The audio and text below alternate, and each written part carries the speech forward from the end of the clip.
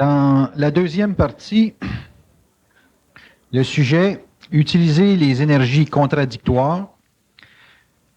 Bernard, dans la dernière partie qu'on a parlé tout à l'heure, vous avez fait mention dans les négociations d'un processus de tension qui existait parce qu'il y a comme un tiraillement entre des individus qui possèdent une certaine autorité, qui disposent d'un certain contrôle et qui ne veulent pas lâcher. Ceci souvent engendre des contradictions. Et souvent, les individus qui ont à travailler ou à vivre des relations familiales, sociales quelconques, sont exposés à des contradictions, c'est-à-dire une sorte d'amour ou d'intérêt vers un individu ou un groupe d'individus, et en même temps, ils doivent défendre leurs intérêts, et en apparence, du moins, il semble y avoir une contradiction.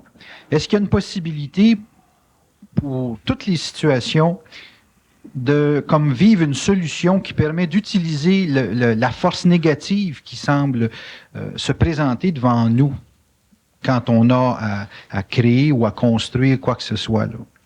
Et évidemment, vous parliez du lac Meech tout à l'heure, là.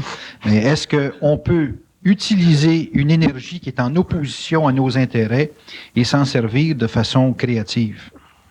Est-ce que c'est possible, ça, ou est-ce que c'est une illusion?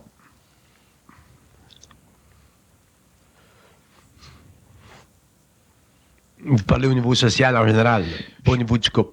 Non, là, je sors du couple, là, mais disons que je voudrais étendre ça dans le fait, disons, des gens qui ont utilisé certains talents, certaines habiletés et qui sont confrontés dans leurs intérêts personnels ou dans leurs besoins personnels, sont comme obligés d'aller dans un sens quasi opposé à leurs besoins ou souvent opposé à leur valeur de vie, là. Et est-ce qu'il y a un moyen à ce moment-là de solutionner, de trouver une solution créative, là, un mouvement là, qui est intelligent, là, quand il y a un effet négatif ou opposé à ça? Est-ce que vous avez besoin d'un exemple? Non, c'est parce que votre question est très vaste. Mais si je l'explore, là,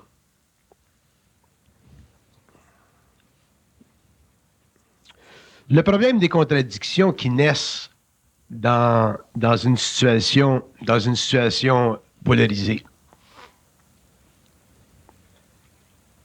Le problème est toujours dû au fait que les individus ne sont pas dans leur identité. Si les individus étaient dans leur identité, ou si les groupes étaient dans leur identité, ainsi de suite, les contradictions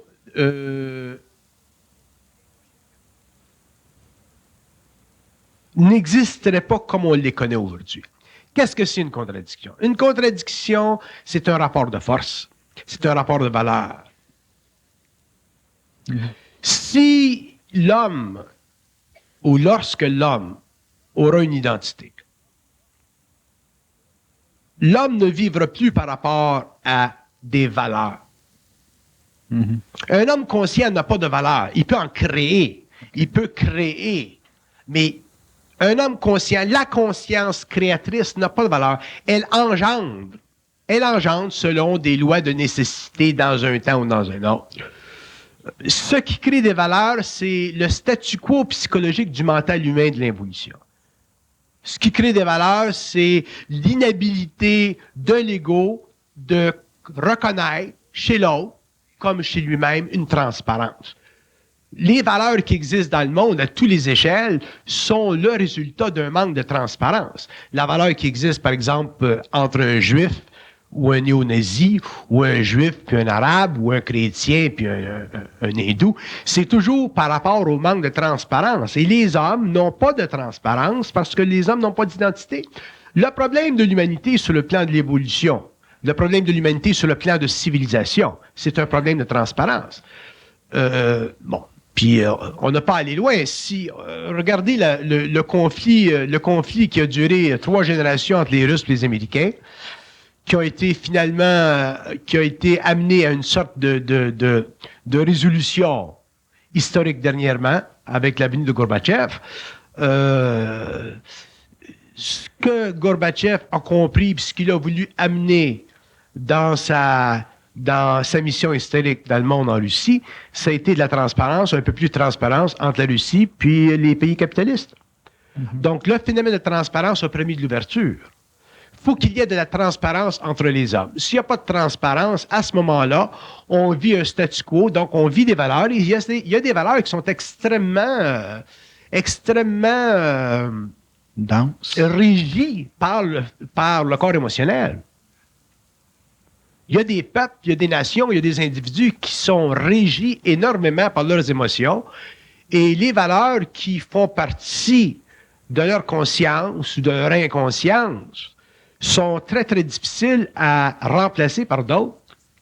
Donc, de cette condition, naissent les contradictions.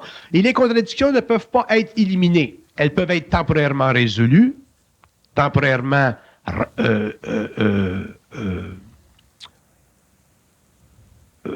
rebalancées par le processus, par exemple, de négociation, mais ça n'élimine pas la tension parce qu'il faudra faire des renégociations l'an prochain, puis dans 5 ans, puis dans 10 ans. Donc, le problème de la contradiction est lié au fait que l'homme n'a pas de transparence. Si l'homme était transparent, il y aurait de l'identité. S'il y avait de l'identité, il n'y aurait pas de contradiction. Et à ce moment-là, le point de vue de l'un et le point de vue de l'autre se fondraient et créeraient une synthèse. Autrement dit, l'esprit vient à la rescousse du mental. Et à ce moment-là, les deux êtres, dans leur identité, en dehors de leur personnalité, plus rapprochés de leur personne, en arriveraient finalement à un entente créatif, utile pour les deux, et un verrait dans l'esprit de l'autre ou de l'esprit de l'autre quelque chose qu'il n'avait pas vu lui-même, vice-versa. Et c'est ça, le processus de raffinement de l'intelligence de la civilisation. Et sur le plan collectif, c'est très long. Sur le plan individuel, c'est plus court. Par contre, c'est très long aussi à l'intérieur d'une vie personnelle. Pour qu'un homme en arrive à une identité, à développer son identité dans une vie, ça prend au moins un cycle de 7 ans. Parce qu'il y a tout un processus mémoriel à redéfaire. Il y a toute une conscience de soi à réaliser. Et le minimum, c'est 7 ans. Puis au niveau des civilisations, c'est encore plus long que ça. Donc... Mais vous dites là où il n'y a pas de valeur qu'un être donne à quelque chose, il n'y a pas de contradiction dans sa vie. C'est ça que vous dites? Ce sont les valeurs qui amènent les contradictions. Okay. Quand je dis qu'un être n'a pas de valeur, ça ne veut pas dire qu'un être n'a pas de conscience permettant de bien juger ce qu'on appelle la valeur, autrement dit la qualité d'une forme. Mais on n'en est pas prisonnier. Le problème des valeurs aujourd'hui, les problèmes des valeurs évolutives, sur tous les plans, que ce soit la religion, que ce soit la philosophie ou que ce soit la science, c'est que ces valeurs-là sont reliées à la mémoire de la race. Mm-hmm. Si on prend les religions comme exemple, ou les politiques, c'est tout relié à la mémoire de la race. Et l'homme, l'individu, ne peut pas fonctionner là-dedans. Alors, ce qui fonctionne là-dedans, c'est pas l'individu. C'est l'homo sapiens moderne. C'est pas l'individu, c'est pas la conscience, c'est pas l'intelligence créatrice, c'est la personnalité plus.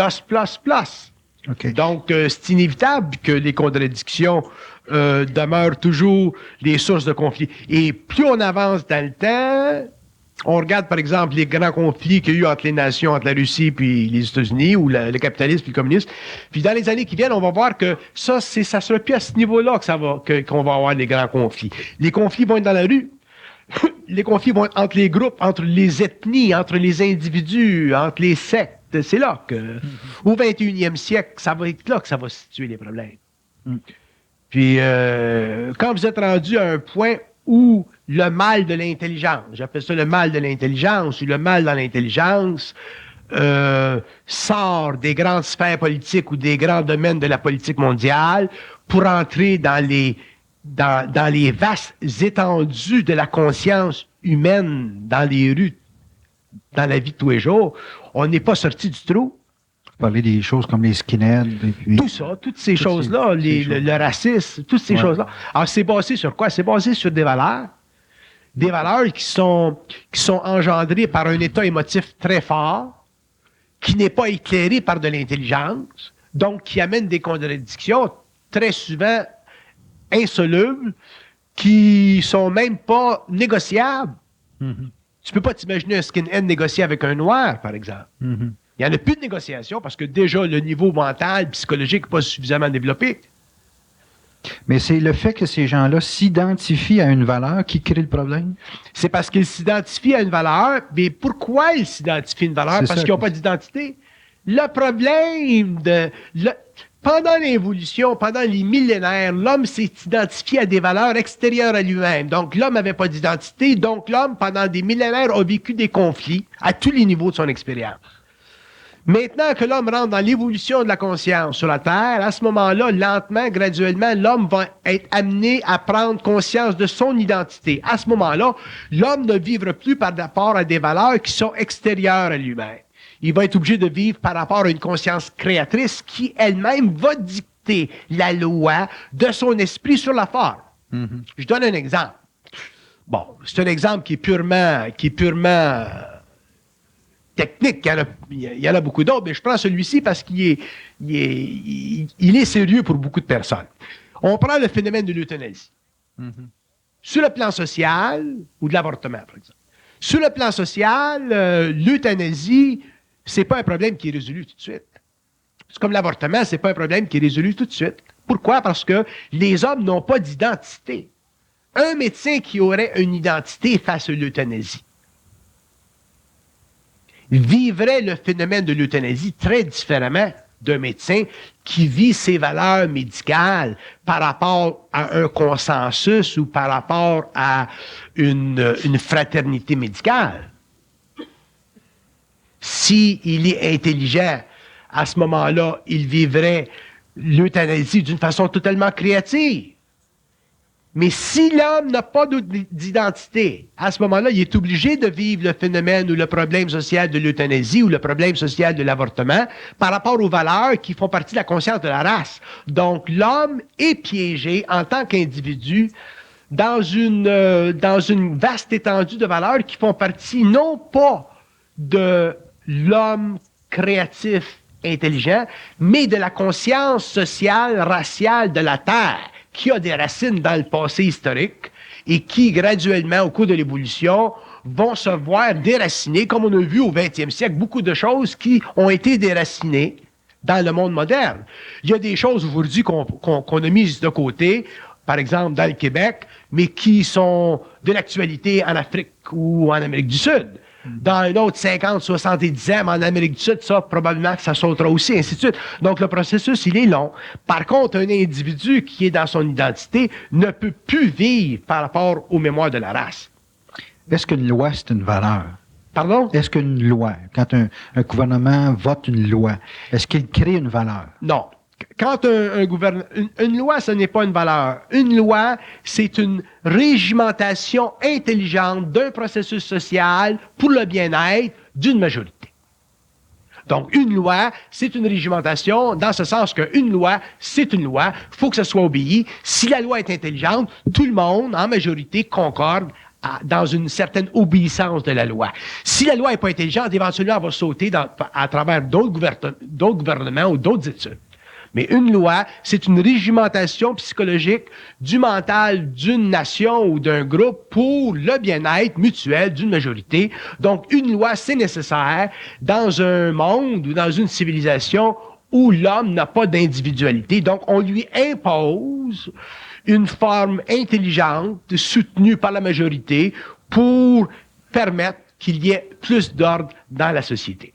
Par contre, si on parle d'une société future, ou si on parle d'autres civilisations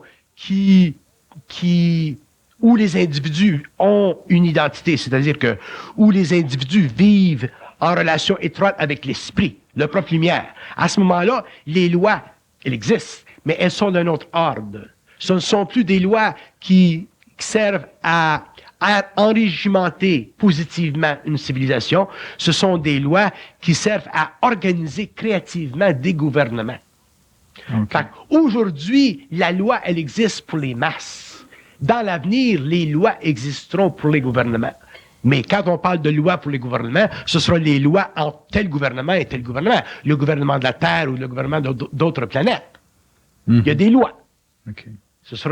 Mais pour le moment, sur le globe, dans nos civilisations, l'individu est piégé par des valeurs et il ne pourra jamais se libérer des valeurs d'une façon sociale, c'est-à-dire d'une façon collective.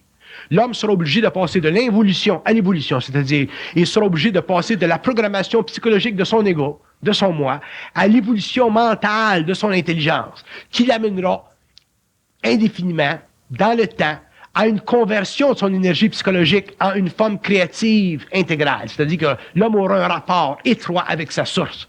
Ce que les psychologues appellent le grand moi, ou ce que les occultistes peuvent appeler le double, ou ce que d'autres personnes peuvent appeler d'un autre nom. L'homme en arrivera à être en communication télépathique, créative, mentale avec sa source, et à ce moment-là, l'homme n'aura plus besoin de vivre par rapport à des valeurs. Parce que lui-même, dans sa créativité, sera obligé de s'assurer de l'équilibre constant entre sa créativité et le monde dans lequel il se véhicule. Est-ce qu'une valeur tire sa source d'un besoin? La valeur tire sa source d'un besoin social, la valeur tire sa source d'un besoin spirituel, la valeur tire sa source toujours de l'impuissance créatrice de l'individu. Si l'individu était dans sa puissance créatrice, l'homme, en tant qu'être, n'aurait pas besoin de valeur, il serait lui-même valoriel. L'homme serait totalement intégral, son rapport avec les hommes serait totalement lumineux, son rapport avec les idées serait totalement mécanique. Alors qu'aujourd'hui, l'homme vit les idées de façon idéologique. L'homme conscient ne peut pas vivre une idée de façon idéologique parce qu'un homme conscient est capable de détruire une idée pour en créer une autre, pour faire avancer le processus mental de sa race. Mais l'homme inconscient est obligé de vivre l'idée en fonction d'une idéologie plus ou moins étendue, plus ou moins universelle, et automatiquement, il perd son identité dans ce processus-là parce qu'il n'est pas capable de résoudre le conflit entre la nullité psychologique de son moi par rapport à une grande masse majoritaire et la créativité puissante de son ego en alliance avec sa source. Et là, le problème de l'homme. L'homme n'est pas capable de bénéficier de l'absolu de sa conscience. Il n'est pas capable de bénéficier de la rencontre entre lui en tant que terminal sur une planète et lui en tant que source créatrice dans un autre plan, dans une autre dimension, dans d'autres mondes parallèles. Donc, il est totalement infirmé. Il n'y a pas de moyen. Il est impuissant, donc il est obligé de s'assujettir à une puissance temporelle ou à une puissance spirituelle. Donc, la puissance temporelle, c'est la puissance des gouvernements qui est nécessaire. La puissance spirituelle, c'est la puissance des églises, des religions qui est nécessaire. Tant que l'homme ne sera pas arrivé à une définition intégrale de sa conscience supérieure, de sa conscience que j'appelle souvent supramentale, ou de sa conscience cosmique dans l'avenir. Il n'y a pas de danger pour un individu, exemple, qui se libère finalement des valeurs dites sociales, qui, de la façon dont vous le parlez, sont des impressions. Là. Il ne s'agit pas pour l'homme de se libérer des valeurs sociales. Il s'agit pour l'homme de ne pas être prisonnier émotivement des valeurs sociales. Autrement dit, une valeur sociale, ça colore toujours l'émotivité humaine. Moi, je vis dans une société humaine, je respecte les lois. Puis... mais je respecte les lois en fonction de leur intelligence. Si je devais faire face à des lois qui n'étaient pas intelligentes, je me retirerais de l'influence de ces lois-là sur mon mental. Je donne un exemple, purement simple. Si j'étais une femme, avec ma conscience, par exemple, vis-à-vis le problème de l'avortement. Il y a des femmes qui sont pour et des femmes qui sont contre. Alors, si j'étais une femme, je traiterais du problème de l'avortement par rapport à ma conscience à moi, ma personne, mon intelligence créatrice. Bon, à ce moment-là, si je vivais dans un pays où la loi m'interdisait l'avortement, je me promènerais pas avec des pancartes pour essayer de faire changer la loi. Je prendrais un avion, j'irai ailleurs, je reviendrai vite. Mais là, vous ne respectez pas la loi. Non. C'est ça le problème, là. C'est une contradiction, ça. Non. On en a une. Dans le pays, tu respectes la loi. OK. Si tu sors du pays, tu es sous d'autres lois. Oui, mais t'es citoyen canadien. Tu es citoyen canadien, mais quand tu sors du pays, quand tu t'en vas dans un autre pays, tu es régi par d'autres lois, qui sont les lois de ces pays-là. OK. Autrement dit, la loi, ça te traîne pas aux fesses forever. Quand tu t'en vas en Chine, t'es en Chine, mon cher. Si tu y vas, tu vas voir que t'es pas au Canada quand t'es en Chine. Bon. Alors, autrement dit, si je suis capable, en tant que femme, de supporter émotivement ma décision, à ce moment-là, le problème est résolu en ce qui me concerne et je n'ai pas entrevé la loi canadienne. OK. Alors, en ce qui concerne les valeurs, pour l'homme, c'est la même chose. Quand l'homme sera dans son identité, l'homme respectera les lois parce qu'ils font partie du besoin du pays, ils font partie du besoin de la civilisation, de la majorité, de l'équilibre. Mais lui ne sera pas assujetti à une loi qui ne se conforme pas à son intelligence. Okay. Il y a des lois qui se conforment à ton intelligence, et il y a des lois qui ne se conforment pas à ton intelligence. À ce moment-là, tu ne peux pas être régimenté par ces lois-là. À ce moment-là, tu es obligé de prendre une décision, mais il faut que tu supportes émotivement ta décision. Si tu es encore prisonnier de la mémoire de la race, puis tu reviens chez vous, tu te croches, là, à ce moment-là, tu as un problème d'identité. Ça aurait été bien mieux de rester ici, puis le garder. OK. Est-ce qu'une personne qui a de l'identité, c'est une personne qui fait sa propre loi? Non. Une personne qui a de l'identité est en soi-même, en elle-même, une loi pour elle-même. Une loi. Elle est une loi pour elle-même. Il n'y a pas, ben là, c'est de la question que je posais tout à l'heure. Est-ce qu'il n'y a pas un danger pour une personne qui a de l'identité de se prendre pour une sorte de dieu ou de super-héros? Une personne qui a de l'identité, dans le sens que je le parle. Oui, mais c'est ça qu'on a de la difficulté à s'amener. Une personne qui a de l'identité est déjà une personne qui a une très grande transparence. Okay. Une personne qui a une très grande transparence est amenée dans la fusion de sa conscience à une élimination totale de toute forme d'égocentricité. Donc, le danger que vous proposez devient inexistant. Ce qui crée le danger dont vous parlez, c'est l'égocentricité. Si l'homme est transparent à sa propre lumière, si l'homme est transparent à sa propre intelligence, si l'homme est transparent à sa propre réalité, à ce moment-là, l'homme ne peut plus être une menace parce qu'il vit par rapport à sa source.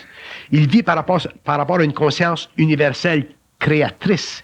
Il ne vit plus par rapport à des ambitions psychologiques, égocentriques, humaines. OK. Est-ce qu'une personne qui travaille à se donner de la valeur, c'est un individu qui travaille dans le sens de se créer une identité ou si c'est simplement une personne qui cherche une impression d'identité? Une personne qui se crée une valeur se cherche une impression d'identité. Donc, qui n'est pas dans une identité. Ah non. Donc, il se crée un personnage. Il se crée un personnage. Bon. Il se crée un personnage. Fait que cette personne... C'est une identité qui est fictive.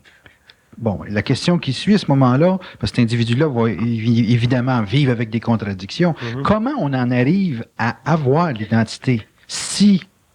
En éliminant les valeurs dites sociales en termes d'impression, non pas en termes je dirais, de valeur comme telle, puis en ne se donnant pas une valeur personnelle, comment on trouve une identité et de savoir qu'on est, comme vous dites, sa loi? Là? Comment? Qu'est-ce qui se passe? C'est la chimie. Là. L'identité, c'est le résultat du contact intérieur entre l'homme et sa source. Donc, il n'y a pas de travail qui se fait vers ça. Il n'y a pas de travail. C'est le résultat de la fusion de la source avec l'âme. Faut qu'il y ait une connexion entre l'esprit, l'âme et l'ego. C'est ça de l'identité. Mm-hmm. Et ça vient d'en haut, ça vient de l'esprit, ça vient de la lumière, ça vient pas de l'ego. Un ego qui voudrait se donner cet état-là, automatiquement en arriverait à se créer une fausse identité. Il en arriverait à se créer une identité spirituelle qui deviendrait évidente aux hommes autour de lui. Il faut que ça vienne d'en haut, il faut que ça parte de l'intelligence, il faut que ça parte de la source, puis ça s'imprègne à travers l'âme, ça s'imprègne à travers l'ego. C'est ça l'identité de l'homme, c'est ça la fusion, c'est ça la personnalisation, c'est ça l'individualisation de l'homme, de l'avenir. C'est ça qui va permettre à l'homme finalement de s'affranchir des conditions psychologiques de son moi pour entrer finalement dans la liberté créatrice de sa conscience universelle, de sa conscience intégrale. OK. Donc, un individu ne peut pas faire de démarche d'aucune forme. Il peut juste être disponible. Ça fait partie de son expérience. Ça fait partie de l'expérience de l'âme. Vous pouvez aller au Tibet, si vous voulez. Ouais. Tu vas au Tibet, tu vas revenir. Tu vas être plus maigre, tu vas avoir du fun, tu vas rencontrer quelqu'un. Bon. Mais c'est pas en allant au Tibet que tu peux rentrer dans ton identité. Ouais. C'est intérieur, l'identité. Ça n'a rien à faire avec les voyages, ça n'a rien à faire avec les déplacements, ça n'a rien à faire avec les maîtres, avec les rencontres. C'est entre toi et toi. Qu'est-ce que les autres font pour, j'étais pour dire, pour trouver une identité, qu'est-ce que l'environnement vient faire dans le portrait, là? L'environnement s'oppose toujours à l'identité parce que l'environnement, c'est la sommation des valeurs sociales. Donc, c'est la sommation des valeurs psychologiques. Donc, c'est constamment le rapport de force entre ce que l'ego voit et ce que la société lui présente. Et de là, la souffrance de l'homme. L'homme qui va rentrer dans son identité au cours de l'évolution va être obligé d'être confronté constamment. Supposons que tu es un Quaker. Fait que c'est une religion qui est pas mal... c'est une religion qui est pas mal fermée, ça. Ouais. Puis, pour une raison ou une autre, tu évolues. Tu es amené à une évolution de conscience. Tu vas être pris en sandwich entre Quaker Oats puis ta conscience personnelle. Fait que si ton père il dit, écoute mon fils, dans les Quaker, tu peux pas avoir de télévision, tu peux pas avoir le char. Là, tu vas commencer à rentrer une petite télévision. Ça va commencer par la télévision. Après ça va commencer par un char. Tu peux pas faire l'amour après minuit. Ah, tu vas commencer à faire l'amour après minuit. Fait que là, tu vas commencer à casser les valeurs sociales de ta race spirituelle. Puis tu vas souffrir. Parce qu'au début, tu n'auras pas suffisamment d'identité pour être sûr de ce que tu fais. C'est au cours des années. D'ailleurs, on a tout vécu. On a tout été des Quakers. Dans le sens qu'on a tout été des catholiques, par exemple, dans le temps, qui ont cessé un jour, par exemple, d'aller à tous les dimanches confesser nos péchés au petit curé. Puis ça a été tard. Moi, je me rappelle quand j'ai arrêté de compter mes petits péchés au curé. Je sais pas quel âge j'avais, là. Mais c'était une grande décision dans ma vie. C'est une grande décision parce que j'avais pas d'identité. J'étais dans le processus. Donc, on en arrive à faire des actes dans la vie qui nous libèrent de certaines contraintes utiles à la société, inutiles pour nous individuellement. Puis, c'est tough. Puis, il y en a qui en sont jamais revenus d'avoir mis le curé de côté. Comme ils en sont pas revenus, ils sont allés voir un psychiatre. Ça continue, en vrai, tu sais. Fait que l'homme, pour avoir de l'identité, il faut qu'il soit très fort. D'ailleurs, l'identité, là, dans le sens que je le parle, dans le sens de l'évolution de la conscience supramentale sur la Terre, c'est l'abolition dans la conscience humaine de la moindre crainte. La moindre. À faire ce qu'il veut. Non, la moindre crainte. Point final. Point final. Votre Quaker, là. Fait que si, dans le cas du Quaker, il y a peur d'amener la télévision chez eux, il y a déjà une crainte. Donc, il y a un problème d'identité. Il y a un problème d'identité. Un jour, il va peut-être passer par-dessus, puis hop, il va rentrer à la télévision. Après ça, ben, il va aller un petit peu plus loin, ça va être un char. Paf. Puis un jour, ça va être too much pour la société, ils vont le foutre dehors. OK, donc c'est pas lui qui a à se foutre dehors. Ah, ils vont le foutre dehors, c'est pas lui. C'est l'environnement qui... C'est l'environnement qui va le foutre dehors, bien évidemment. OK. Évidemment, Mais ça, c'est un critère important, parce qu'il y a des gens qui sont révolutionnaires et ils pensent, évidemment, qu'ils ont une identité par le fait d'être marginaux ou tout simplement... Oh, non. Être marginal, mon cher, ce n'est pas une marque d'identité. Être marginal, premièrement, c'est une expérience d'âme. Ça représente une certaine évolution psychologique. Une personne qui est marginale est déjà un petit peu plus évoluée dans un sens. Mais cette évolution peut être très polarisée. Ouais. Tu peux être marginal pour le bien de ta personne, pour le bien de la société, ou tu peux être marginal pour le mal de ta personne ou le mal de ta société. Puis là, vous allez dire, mais qu'est-ce qui détermine si c'est le bien de la société ou si c'est le mal de la société? Puis je vais te répondre, c'est l'historique. C'est l'histoire. C'est ça. Comprends-tu? Regarde le mouvement hippie des années 60. Tu étais marginal pour le bien de ta personne, ou pour le bien de ta société. Fait qu'au cours des années, tu es revenu dans le système, tu es passé du hippie au yuppie, comprends-tu? Puis, mais tu n'as pas trop détruit la société, mais tu as amené une certaine conscience. Donc, le mouvement hippie a réellement amené quelque chose à la grande conscience mécanique, nationaliste, militariste du 20e siècle. Fait que le mouvement hippie a fait quelque chose là. Mais quand on va plus loin, ensuite, après le mouvement hippie, quand tu commences à tomber dans des sectes là, qui sont réellement basées sur la violence, le mouvement hippie était bon parce qu'il était non violent. Mais quand tu commences à utiliser la violence pour corriger des erreurs sociales, au lieu d'utiliser le temps ou les formes parlementaires ou démocratiques, comme les terroristes font, par exemple, à ce moment-là, ça devient grave.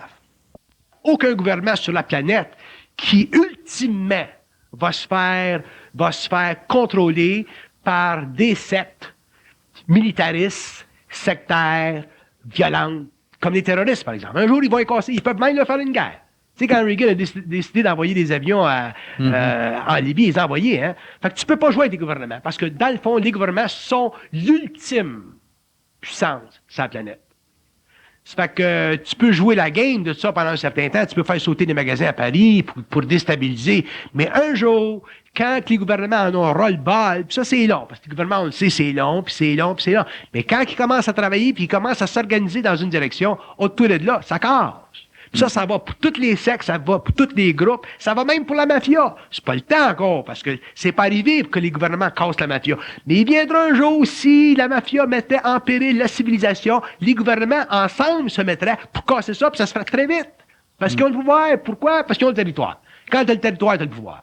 Fait que les gens qui sont marginaux, puis qui ont des idéaux, ce qui fait partie de leur expérience d'art, ça fait partie d'une expérience temporaire, c'est des modes.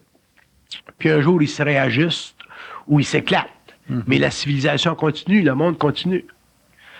Mais ça n'a rien à faire avec l'identité. L'identité, c'est totalement personnel. Puis un homme qui est dans une identité est capable de se mélanger, d'être très, très fluide avec sa société, dans la mesure où la société est suffisamment intelligente. Moi, je suis bien willing de rester dans la province de Québec tant qu'il n'y a pas trop de violence, que ça se maintient. Mais si Québec deviendrait un désarroi social, je sortirais du Québec parce que j'ai pas à vivre ça. Je suis pas intéressé à ça. Fait que j'irais dans un endroit plus paisible, plus tranquille. Mais tant que ça se tient dans la province du Québec, tant que ça se tient dans le Canada, ben je vais vivre là. Donc, étant dans mon identité, ça me permet de bénéficier des grandes valeurs d'un pays comme le Canada ou d'une province comme la province de Québec.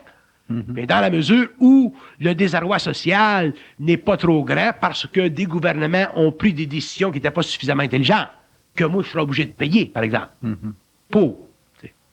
Ça fait que donc, quand tu es dans ton identité, l'identité, c'est un rapport d'équilibre entre l'ego, l'âme et l'esprit. Puis si tu amènes l'identité très loin dans sa définition, mais éventuellement, c'est la fusion. C'est la fusion entre la lumière puis l'homme. Puis quand l'homme sera arrivé à vivre cette conscience à un niveau suffisamment avancé, l'homme sera totalement conscient de son identité et il aura, par conséquence de cet état d'esprit, un respect intégral pour l'humanité ou les groupes ou les groupuscules ou les sectes ou ce qui existe dans le monde qui n'est pas dans son identité. Dans le phénomène de l'identité tel qu'on l'entend, on sent un pouvoir là-dedans. On sent. Pour un ego, en tout cas, on a l'ambiance d'un pouvoir dans le fait d'avoir de l'identité. Est-ce que je me trompe là, à ce niveau-là? Est-ce qu'il y a un pouvoir? Homme qui est dans son identité a un pouvoir sur lui-même. Point final. Ouais.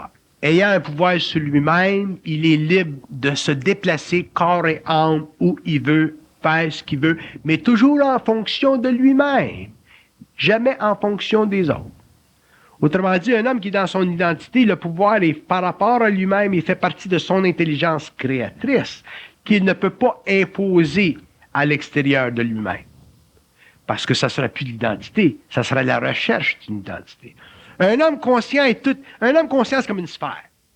Il est une sphère, il vit dans le centre de sa sphère, il peut faire de l'interrelation avec d'autres sphères, mais il ne peut pas englober d'autres sphères. S'il englobait d'autres sphères, ça ne serait pas de l'identité. OK. Un être qui a de l'identité n'a pas de pouvoir sur les autres. Un être qui a d'identité n'a aucun pouvoir sur les autres, mais il a une conscience suffisamment grande pour ouvrir la conscience des autres. C'est à peu près le plus loin que ça peut aller. OK. Jusqu'où peut aller son pouvoir sur lui-même? Son pouvoir sur lui-même il peut aller ultimement jusqu'au contrôle de son corps matériel.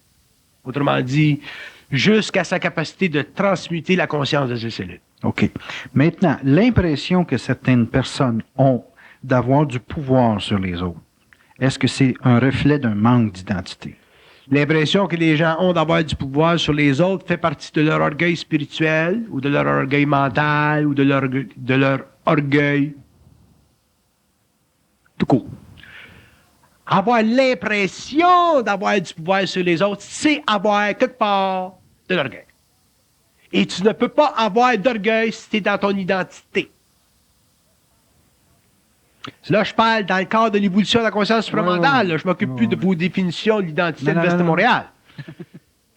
Dans l'évolution de la conscience supramentale, dans l'identité de l'homme nouveau, il y aura transparence. Et l'identité sera le résultat de la fusion de ce qui est haut et bas dans ses plans. Mm-hmm. À ce moment-là, l'homme ne peut pas exercer sur d'autres, autour de lui, ce que vous appelez involutivement du pouvoir. Mm-hmm. Qui n'est pas finalement du pouvoir. Qui n'est pas du pouvoir. Qui est quoi d'abord? C'est une impression? Qui est simplement une impression de pouvoir basée sur des lois de contradiction ou sur les lois de puissance. Donc la faiblesse de l'autre. Sur la faiblesse de l'autre. OK. Puis probablement une des grandes caractéristiques de l'homme conscient, c'est que l'homme conscient trouvera son plaisir dans des relations avec des hommes à sa mesure. Mm-hmm. L'homme conscient aura le plaisir d'être en relation avec des hommes en puissance. Il n'aura pas de plaisir d'être en relation avec des êtres qui ne seront pas dans leur puissance parce qu'il n'y aura plus d'échange. Mm-hmm. De par sa propre nature, ça sera une domination. OK. Alors, il sortit. Et sa relation, ce sera avec des hommes en puissance. Et pour en arriver à bénéficier puis à avoir le plaisir de traiter avec des hommes en puissance, il faut avoir une conscience très transparente.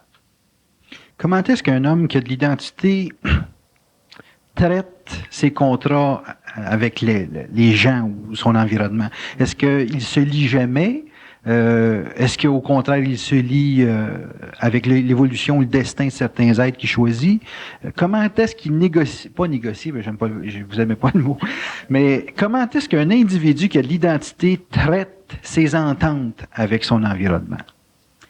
Il traite de ses ententes avec c'est un homme libre, là, de la façon dont vous le parlez. Là. Il traite de ses ententes avec son environnement en fonction de l'équilibre qui existe entre lui et ses partenaires de vie. Donc, c'est son critère d'entente. C'est le seul. Tant qu'il y a de l'équilibre, il y a du plaisir. Tant qu'il y a du plaisir, il y a de l'ouverture de l'esprit entre les deux, entre les trois, entre les quatre. Puis c'est ça le critère. C'est le seul. Si, autrement dit, il va traiter en fonction de la conscience de l'autre. S'il a suffisamment de conscience, c'est facile de traiter. S'il n'y a pas suffisamment de conscience, il se crée en lui une très grande fatigue. Donc, il casse, il lâche, il laisse. OK. Mais il ne laisse pas l'autre. Il laisse à cause de l'événement? C'est-tu les événements qui polluent sa relation avec quelqu'un ou s'il peut supporter des événements qui sont très négatifs simplement parce qu'il y a beaucoup d'esprit dans l'échange? Il peut supporter des événements qui sont négatifs pour un certain temps jusqu'au temps où il voit que l'autre en arrive à dépasser ça. Mais s'il n'arrive pas à voir que l'autre est capable d'en arriver à son identité, à ce moment-là, il va être obligé de le laisser. Parce que les hommes sur la Terre sont tous différentes mesures d'eux-mêmes, sont tous différentes mesures de la capacité d'énergie qu'ils sont capables de prendre. Il y a des hommes qui sont capables de prendre des événements, des difficultés, des contradictions, puis de les amener finalement à une synthèse. Il y a des hommes qui ont moins de force intérieure. Donc, un homme conscient, éventuellement, sera obligé de laisser les êtres qui ont moins de force intérieure pour les laisser évoluer à leur rythme. Sans ça, ces êtres-là souffriraient trop, ces êtres-là vivraient des initiations à tout casser. C'est trop accéléré. Puis, ça serait trop accéléré, oui. OK.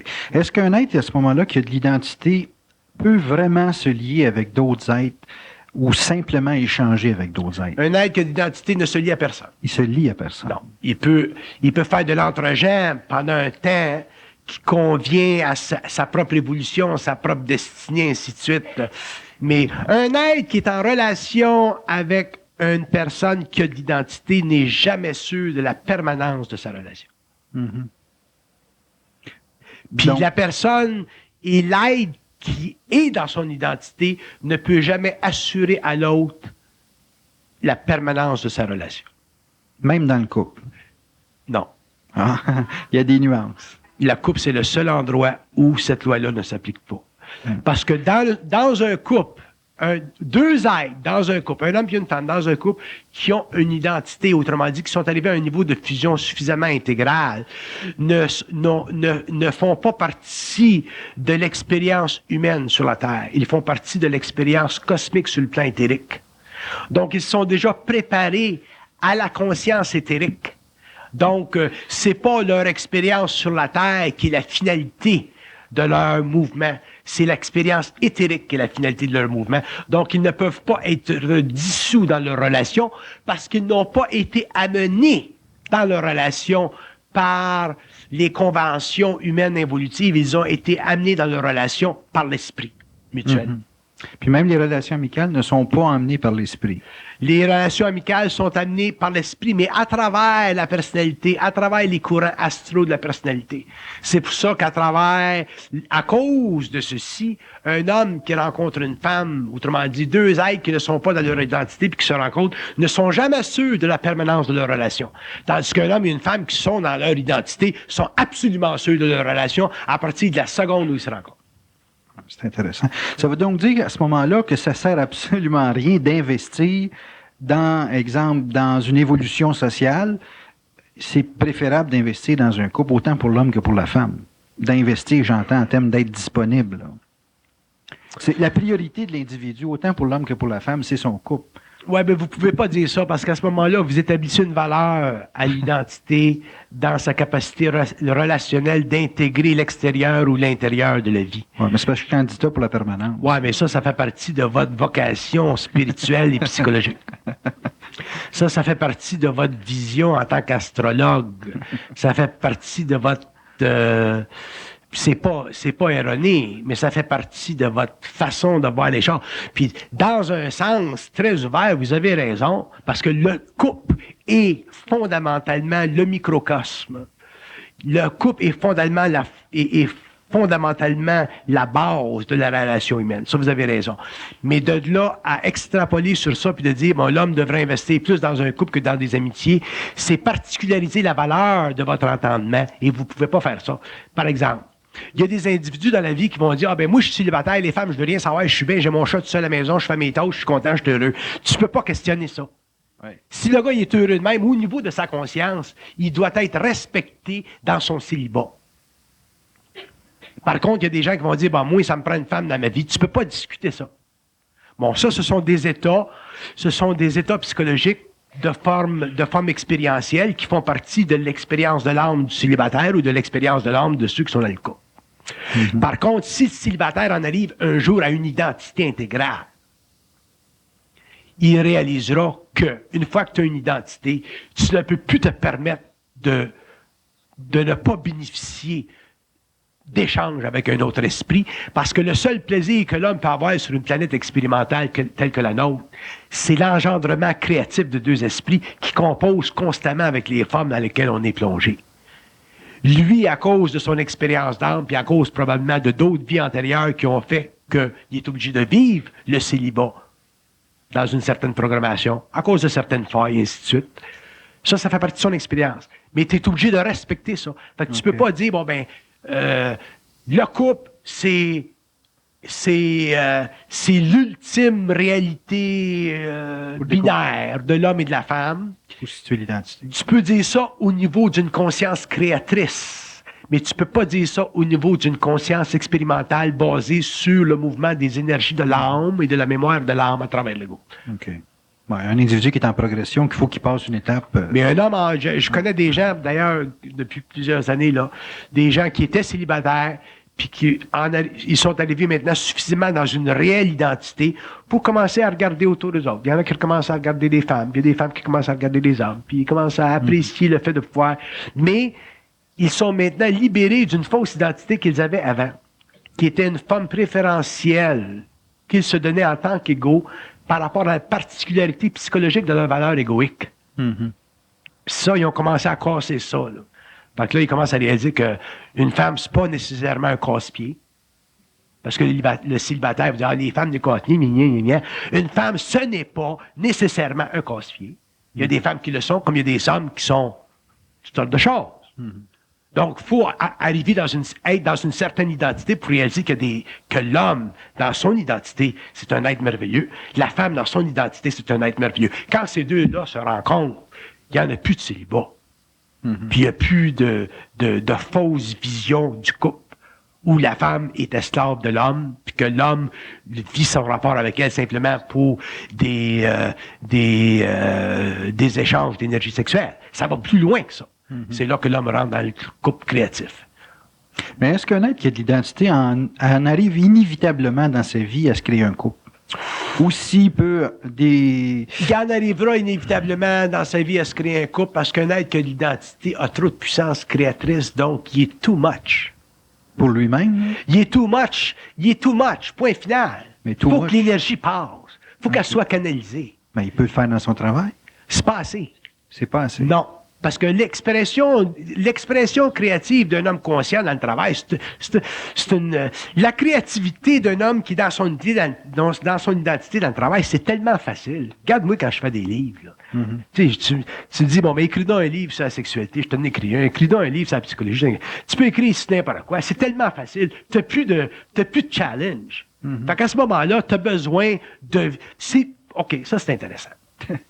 Pour un homme conscient, le travail, c'est pas assez. Il y a besoin d'un échange. Moi, dans le travail, je suis comblé, dans le sens que je me compte, mais c'est pas assez. Parce que c'est gratuit. J'ai écrit un livre de 900 pages, là, c'est pas moi qui l'ai écrit, c'est gratuit. Fait que, il n'y a pas de challenge là-dedans. Tandis que le rapport avec ma femme, avec ma fille, l'essence de trois personnes créatives qui se complètent, ça n'a pas de prix. Ça n'a pas de... Là, vous allez dire qu'il y a du challenge? Non. Ça n'a pas de prix. Il n'y a pas de challenge. Il n'y a pas de lutte. Il n'y a pas de lutte? Non. Mais vous me dites, vous écrivez un livre de 900 pages, il n'y a pas de challenge, puis vous dites que c'est pas suffisant. Mais c'est pas suffisant. Parce que dans ton rapport mental avec un être qui est dans son identité, tu vas toujours plus loin dans l'étude de la vie, dans la compréhension de la vie, dans la dynamique de la vie, dans le mouvement de la vie. Ma femme, elle me dit, il faut que je m'en aille en Italie, là. Je lui dis, il faut que tu t'en ailles en Italie. Elle dit, ouais. Elle dit, là, il faut que je parte. Bon, ben, je lui dis, va-t'en. Tu sais, il faut que tu sois à l'écoute. Elle dit, il faut qu'elle s'en aille en Italie. Mais si elle dit, il faut qu'elle s'en aille en Italie, tu peux pas dire, mais c'est pas que tu ailles en Italie. Je m'ennuie. Je veux pas être seul. Ça coûte trop cher. Fait qu'il faut que tu organises les moyens pour qu'elle aille en Italie parce que elle est rendue dans son esprit, dans sa vie, à devoir aller en Italie pour faire telle affaire. Fait qu'il y a un processus. Fait qu'elle m'ouvre la vie, elle m'ouvre l'Italie, elle m'ouvre des événements, elle m'ouvre des choses. Sur ma femme, elle travaille par rapport à moi comme elle travaille par rapport à elle-même, et ainsi de suite. OK. Donc, si je comprends bien, dans un couple, vous avez du mouvement, puis dans votre travail, vous avez une finalité. Dans le couple, il y a du mouvement. Dans le travail, il y a une finalité qui a pas de fin. C'est une finalité qui n'a pas de fin. C'est une finalité dans le sens que il y a des gens qui me disent quand est-ce que tu vas arrêter de donner des séminaires, quand est-ce que tu vas arrêter de donner des conférences? Ben, je vais arrêter, mec, j'aime plus ça. Puis là, ils vont dire, mais quand est-ce que tu n'aimerais plus ça? Mais m'a dit quand je vais sentir trop d'ego, peut-être. Si je sentirais trop d'ego. Ou si quelqu'un d'une salle me lancera une tomate. Supposons que quelqu'un d'une salle me lancera une tomate, là, je dirais, bon, ben, c'est de valeur, là, j'ai pas besoin de ça, bonjour. Ça serait de valeur parce que ça m'empêcherait de continuer de donner des conférences à tout le monde que j'ai connu depuis des années de temps. Ouais. Fait que, mais ça, ça fera partie du processus. Ouais. Fait que le gars, il était placé dans la salle, me lancer une tomate, c'est le timing, ça, t'sais. Fait que je vivrai pas, je pourrais pas dire, c'est parce que c'est toi, là, mon enfant de chienne, là, qui m'a tout arrêté ma job, là, puis de parler au monde, là. Ouais. Ça fera partie des événements. Mais j'ai un galant dedans, je vais savoir si je vais en avoir une tomate, fait que je continue. Mais, tu sais, fait que tu peux pas arrêter, t'as pas de raison d'arrêter ton travail quand c'est plus du travail. Moi, je viens ici, j'ai du fun, je parle.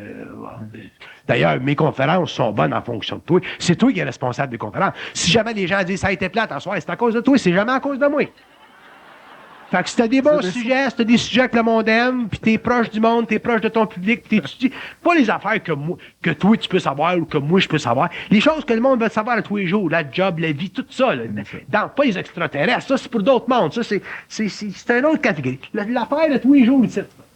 Il y a du monde qui veut avoir les affaires de tous les jours, mais il faut que si tu leur trouves des sujets, ben moi, je vais y remplir les sujets. Il y a d'autres personnes, mais ça va être des extraterrestres. Pour eux autres, c'est important, mais il y a d'autres personnes qui le font. Et ainsi de suite. Fait que c'est de même que ça marche. Mais c'est pas que c'est toi qui es responsable des conférences. Fait que trouve-leur des bons sujets, puis placote avec ça, puis dis-leur, mais qu'est-ce que vous aimeriez qu'on parle le mois prochain? Moi, je te le dis, il y en a toutes des idées. Ben, on va parler de ça. Fait que le monde, fait que moi, je continue mon travail, puis j'aime ça. Fait que les tomates, c'est pour moi. Fait que, c'est plus un challenge, là. Ouais. Mais un point aussi que je voulais relever, c'est qu'il y a des gens, des fois, qui me disent, dans un couple, je me sens restreint. Quand je m'en vais dans mon travail, j'ai 25, 50 personnes qui m'absorbent parce qu'ils ne se sentent pas absorbés dans leur couple. Donc, il y a des gens qui vont débattre le fait qu'ils s'expriment ou qu'ils se manifestent mieux quand ils sont à l'extérieur d'une vie privée que dans une vie privée. Oui, je suis d'accord. Oui, mais écoute, le couple, c'est en ébullition. Okay. L'individu est en ébullition. Avant que ta femme soit dans son identité, avant que ton mari soit dans son identité, ça prend un certain temps. Fait que plus les gens avancent là-dedans, mais moins ils sont restreints dans leur couple. OK. Mais vous dites un homme ou une femme, peu importe, là. Faut qu'il y ait de l'échange. Ça part. OK. Bon. Une personne qui a de l'identité et qui a de l'échange avec, on va donner un chiffre, là, 50 personnes. C'est pas mieux d'avoir de l'échange avec 50 personnes qu'avec une seule personne? Non. C'est bien plus fatigant. C'est plus fatigant. C'est bien plus fatigant avoir de l'échange avec 50 personnes qu'avec une personne. Parce qu'avec 50 personnes, tu es obligé d'ajuster constamment, parce qu'ils ne vivent pas avec toi la proximité. Ah, okay. Tandis qu'avec ta femme, tu n'as rien à ajuster. Okay. Je parle de... C'est un couple ajusté, dans son identité. C'est toujours de l'échange. C'est comme de l'eau, ça n'arrête pas. Tandis que si tu deals avec l'extérieur, même si c'est des gens qui sont merveilleux, tu es obligé d'ajuster. Moi, je suis obligé d'ajuster avec Donald Moses. Je l'aime bien, puis c'est un homme merveilleux, mais je suis obligé d'ajuster, puis ajuster. Les gens que je rencontre quand je vais au bureau, je suis obligé d'ajuster, puis ajuster. Fait que ça, éventuellement, ça draine. Faut que tu prennes du recul, puis tu continues à vrai, puis ça draine. Tandis qu'avec ta femme, t'as pas besoin d'ajuster. Ta fille, t'as pas besoin d'ajuster. C'est toujours de la découverte, parce que t'as trois esprits qui travaillent ensemble dans la même direction. Puis c'est quoi la direction? C'est la paix dans la famille, puis le fun dans la famille, puis l'expansion de la vie de famille. C'est ça. Fait que... Qu'on peut pas trouver dans un milieu de travail.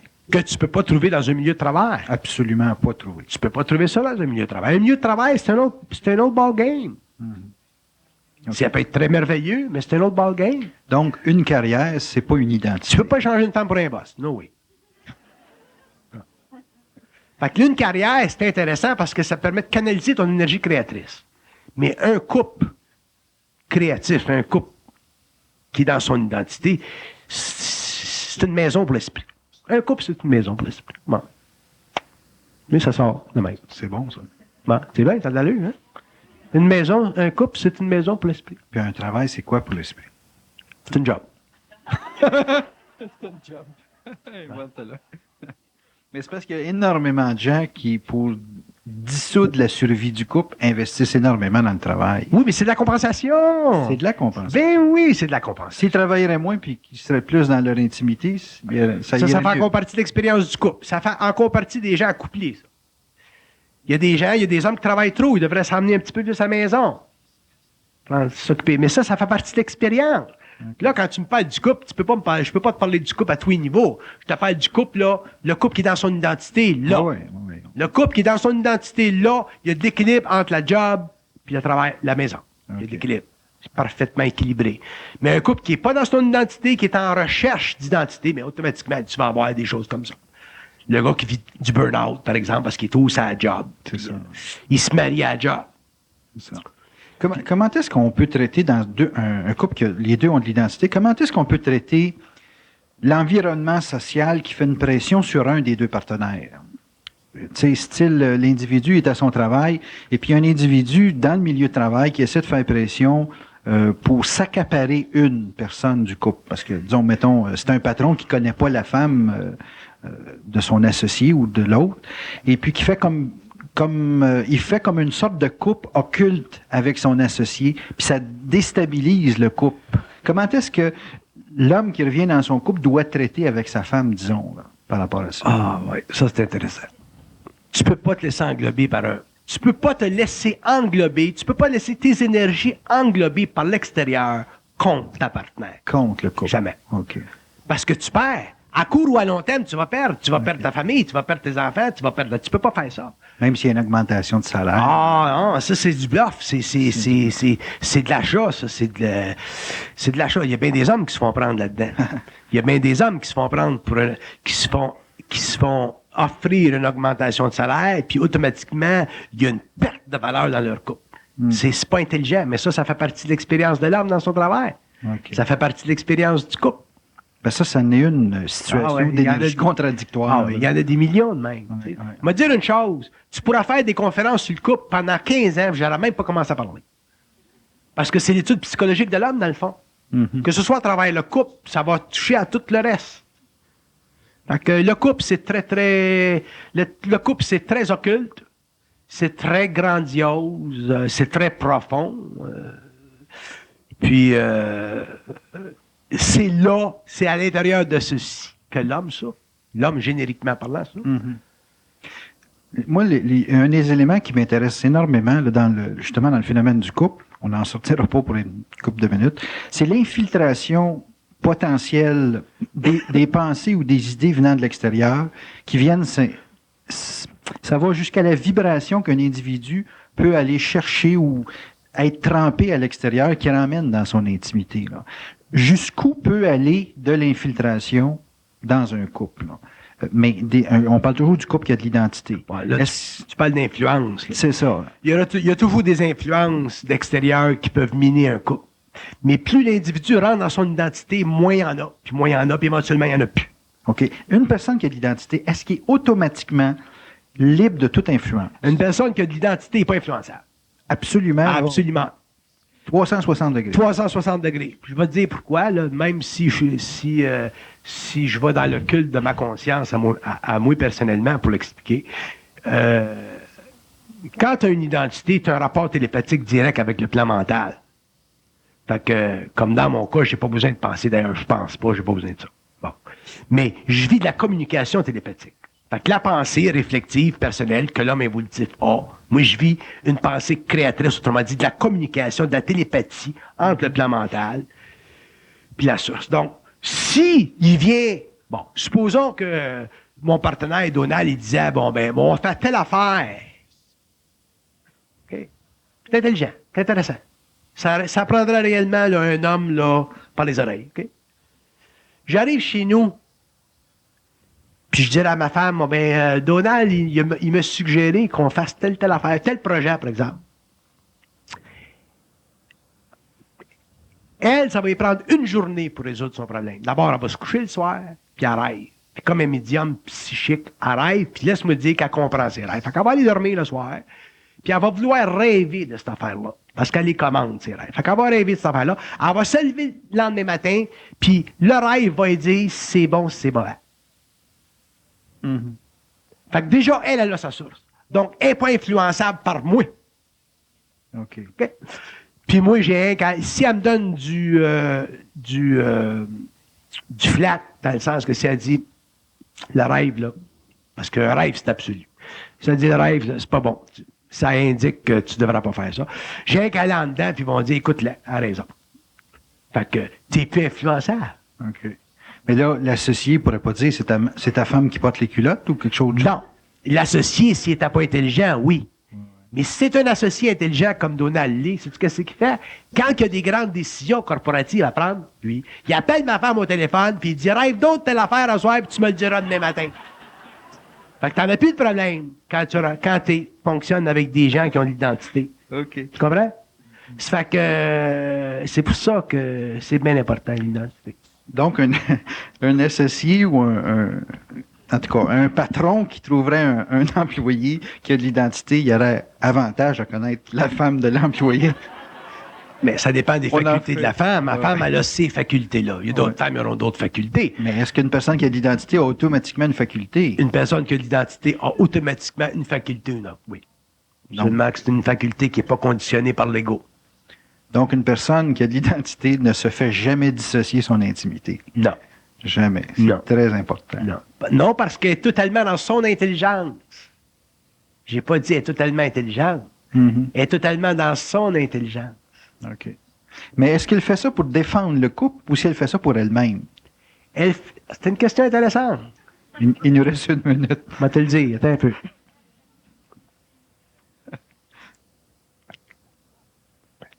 Elle fait ça pour maintenir de l'ordre. C'est pour elle-même? De l'ordre pour tout le monde. Pour elle-même, pour son mari, pour sa fille. Pour ses enfants. Mais fondamentalement, est-ce qu'elle le fait pour elle-même?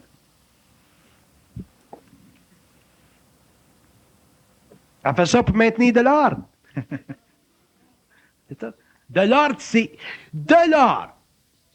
De l'ordre. Dans le sens conscient, là. De l'ordre, c'est en soi une finalité dans la vie. OK.